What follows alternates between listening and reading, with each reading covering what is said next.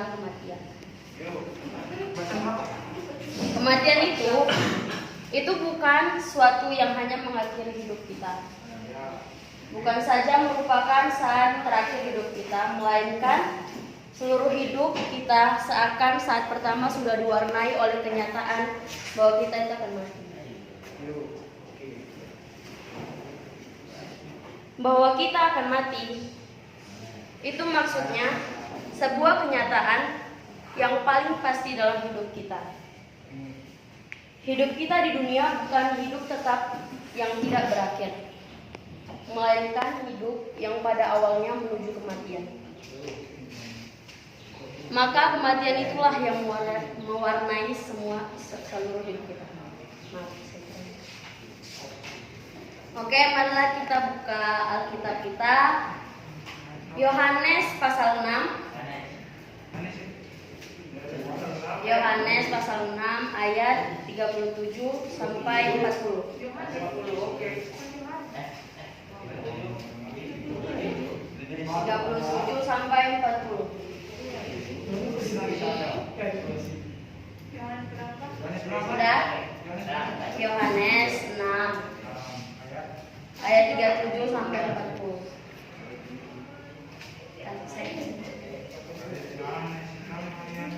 Tiga 37 sampai 40 udah?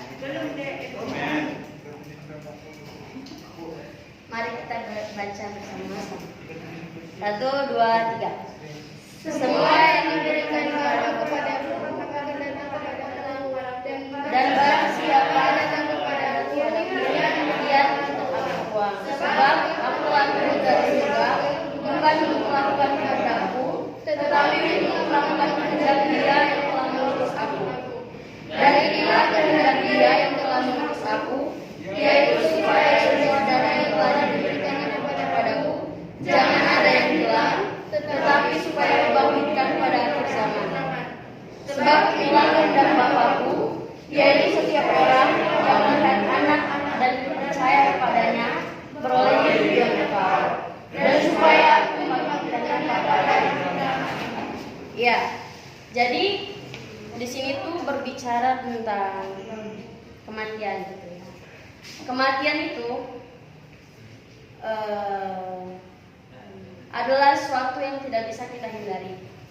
Setiap manusia pasti akhirnya akan mengalami kematian, entah kapan waktunya. Kita kalau misalkan tahu kita mati, pasti kita akan atur biar kita nggak cepat mati, gitu kan? Kalau ketawa, nggak apa-apa ketawa. Ini kan sedih. Jadi hidup itu seperti sebuah buku. Cover depannya adalah tanggal lahir dan cover belakangnya adalah tanggal kematian. Setiap lembar adalah hari-hari dalam hidup kita. Buku itu bisa sangat tebal, juga bisa sangat tipis. Isi buku bisa sangat baik, tetapi bisa juga berisi cerita yang tidak baik. Saya sendiri yakin bahwa hidup sebenarnya adalah suatu proses kehilangan dari awal sampai akhir. Kita dilahirkan untuk berjalan menuju kematian. Dengan kata lain, kita semua lagi dalam antrian menuju kematian.